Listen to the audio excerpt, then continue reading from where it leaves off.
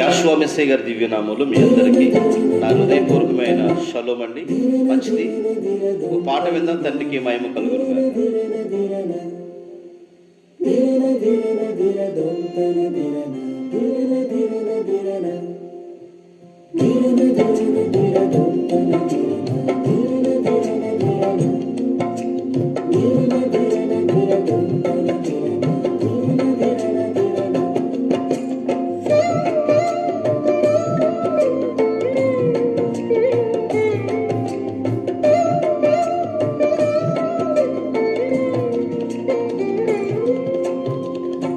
నీవు లేని రోజు అసలు రోజే కాదయా, నీవు లేని బ్రతుకు అసలు బ్రతుకే కాదయా.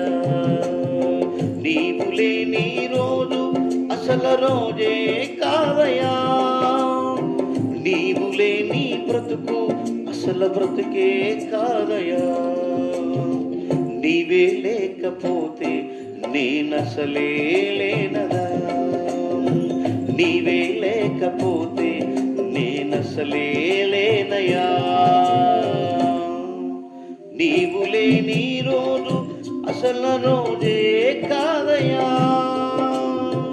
నీవు లేని బ్రతుకు అసలు బ్రతుకే కాదయా.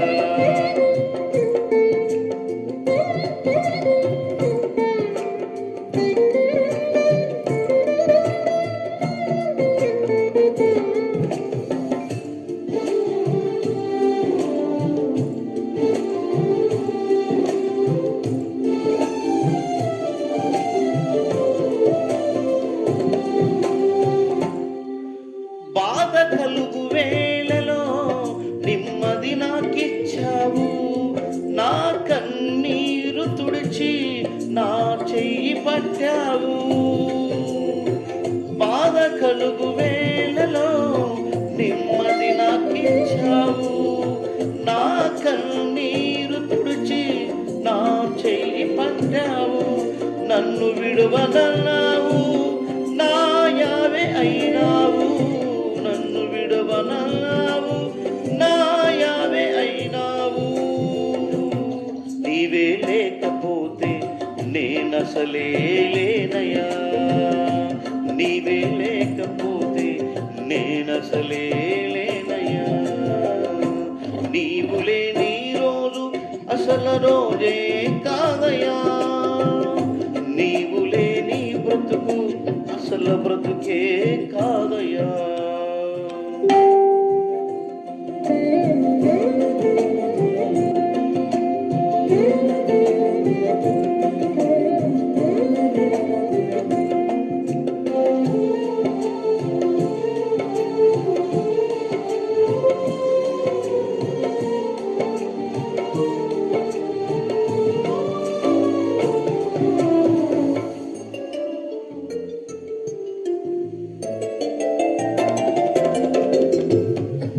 ఈనాటి నా స్థితి నీవు నాకిచ్చినదే, నేను కలిగి ఉన్నవని నీదు కృపా భాగ్యమే.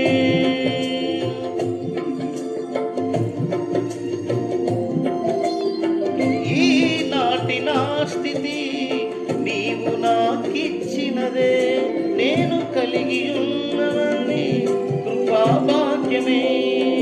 నీవు నా సొత్తన్నావు, కృపాక్షేమమిచ్చావు, నీవు నా సొత్తన్నావు, కృపా భాగ్యమిచ్చావు. నీవే లేకపోతే నేనసలే లేనయా, నీవే లేకపోతే నేనసలే లేనయా. నీవు లేని రోజు అసలు రోజే కాదయా, నీవు లేని బ్రతుకు అసలు బ్రతుకే కాదయా. నీవు లేని రోజు అసలు రోజే కాదయా, నీవు లేని బ్రతుకు అసలు బ్రతుకే కాదయా.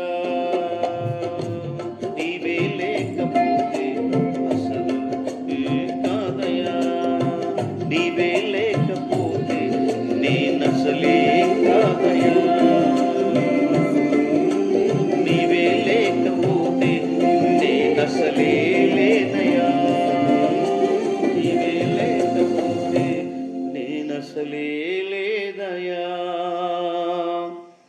మంచిది.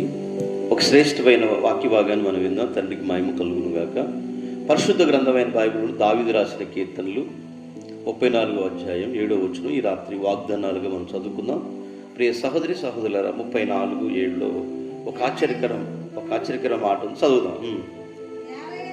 యావేయందు భయభక్తులు గలవారి చుట్టూ ఆయన దూత కావలి ఉండి వారిని రక్షించును. ఈరోజు నన్ను కాపాడేవారు లేరండి, రక్షించేవారు లేరండి, నేను భయంతో ఉనికిపోతున్నానండి, రాత్రి వచ్చి కలల్లో నాకు ఏదేదో చేస్తున్నానంటే, ప్రతి మనిషికి దూతలు ఉంటాయన్న సంగతి చాలామందికి తెలియదు. ప్రతి వ్యక్తికి, ప్రతి గృహానికి, ప్రతి ఇంటికి సర్వోన్నతుల దగ్గర ఎన్నో కోట్ల వేల దూతలు ఉన్నవి. అవన్నీ కూడా తన దూతను పంపించి వారికి కావలి ఉండు అని తెలియపరుస్తున్నాడు దావీదు గ్రంథంలో, దావీదుకి రాసిన కీర్తనలో. ఏంటి, ఎవరికి దూతలు కావలి ఉంటాయి, ఎవరికి దూతలు కాపుదలు ఉంటాయి అంటే, తన యందు భయము భక్తి కలిగిన కుటుంబాలకు తన దూతలను పంపిస్తున్నాడట. తన దూతలు వచ్చి వారి కావలి నిలుస్తాయని చెప్తా ఉన్నాడు. ఒక ఉదాహరణ మనం ఏంటంటే, దూతలు ఉంటాయా లేవంటే, ఒక వ్యక్తికి ప్రవక్త తెలుసా నీకైనా, బిలాం అనే ప్రవక్త వెళుతున్నప్పుడు దూత వచ్చి నిలబడ్డది. అలాగనే ఆ మరియ దగ్గరికి వచ్చి ఏసేబు ఎందుకు నువ్వు భయపడుతున్న దూతలు, చాలా మంది దగ్గర దూతలు వచ్చి ఉన్నాయి, అవునా కదా? అయితే ఈ దూతలు ప్రతి మనిషిని, భక్తి కలిగిన కుటుంబాలను కాపుదలు ఇచ్చి కాపాడుతానని ఈ లేఖనం తెలివిస్తూ ఉంది. 91వ కీర్తన గ్రంథం 11వ వాక్యంలో కూడా ఇదే రీతిగా రాయబడి ఉంది. 91వ అధ్యాయము 11వ వచనం ఒక అద్భుతమైన మాట రాయబడింది. నిన్ను కాపాడుటకు ఆయన నిన్ను గూర్చి తన దూతలకు ఆజ్ఞాపించను అని రాయబడింది. మనం అనుకుంటాం మనకేమి లేవు, కానీ మన గురించి ఆయన చింతిస్తూ మనం చింతిస్తాం, కానీ ఆయన మాత్రం నిన్ను గురించి శ్రద్ధ తీసుకొని తన దూతలను కావలి ఉంచుతాడట. ముందుగా వెనక చుట్టూ ఆయన కంచె వేసి ఉంచుతాడని ఈ వాగ్దానం మనం చదువుకుందాం. నిర్గమాకాండం 3వ అధ్యాయం 20వ వచనంలో కూడా ఒక ఆశ్చర్యకరమైన మాట రాయబడి ఉంటుంది. త్రోవలో మిమ్మల్ని అందరినీ కాపాడి నేను సిద్ధపరిచిన చోటికి నిన్ను రప్పించుటకు ఒక దూతను నీకు ముందుగా పంపిస్తున్నానని, త్రోవలో మనందరినీ కావులు కాయటానికి, ఆయన కాపలా కాయటానికి, ఒక మందను కాపరి ఎలా కాస్తుండో తన ప్రజలైన ఇజ్రాయేలీలను ఆయన కాపాడటానికి, ఆయన కాపుదాల నుంచి మనందరినీ కూడా మరి నిజంగా నడిపించడానికి, కావలి కావటానికి ముందుగానే ఆయన దూతలు సిద్ధపరుస్తుంట. నేను కాపాడబడ్డానండి, ఈరోజు నేను చాలా జ్ఞానం తప్పించుకున్నాను మనం అనుకుంటాం, కానీ సైన్యానికి ముందు తన దూతలను పంపిస్తాడని ఈ వాక్యం రాయబడింది. కనుక దానియేలు గ్రంథం 6వ అధ్యాయం 22వ వచనంలో మంచి మాట రాయబడి ఉంటుంది. నేను నా తండ్రి దృష్టికి, సృష్టికర్త దృష్టికి నిర్దోషిగా కనపడితే కానీ ఆయన తన దూతలకు ఆజ్ఞాపించి సింహాలకు ఏ హాని చేయకుండా వాటి నోళ్లను మోయించును. హల్లెలూయా. సర్వోన్నతుడైన యావే తండ్రి దాసుడు దానియేలు సింహం బోన్లో వేయబడ్డప్పుడు సింహాలకి ఏ హాని జరగకుండా గుహలో దానియేలు పడ్డప్పుడు తన దూతని అక్కడ పంపించినట్ట. సింహాలో నోడు మోయబడి నువ్వు ప్రార్థన చేస్తున్నాడు. దానియేలు అయితే ఏ రీతిగా మోకరిల్లి ప్రార్థన చేసి, సింహాలు కూడా మోకరించి ప్రార్థన చేస్తున్నాయట. ఈరోజు తన దూతలు, తన దాసులు, తన భక్తులు ఎడలా ఆయన కాపలా ఉంటాయని సంగతి మనం మర్చిపోతున్నాం. ప్రియ సహోదరులారా, కీర్తన గ్రంథం 104వ అధ్యాయం 4వ వచనంలో మరొక మాట చదువుదాం. వాయువులను తన దూతలుగాను పరిచారకులుగాను ఆయన చేసుకొని ఉన్నాడు. హల్లెలూయా. ప్రకృతిలో సృష్టికర్తకి కావాలంటే ఆయన దగ్గర బాంబులు ఏముండవు. తన వాయువుని, సూర్య చంద్ర నక్షత్రాలను, భూమి ఆకాశంలో ఆయన వాయువులుగా చేసుకొని వేసే అంటే వేసేస్తాడు. నోవాహు కాలంలో అలాగే వేసేసాడు. జలప్రలయం వచ్చేసింది. తన దూతలు వాయువులకి చెప్పేశాడు, వాయుగుండాలు వస్తాయి, భూకంపాలు వస్తాయి, ఆకాశం అగ్ని, సుధుమగురు పట్టణంలో అగ్ని మండింది. ఈరోజు ఆయన తలుచుకుంటే ఏదైనా చేయగలుగుతాడు.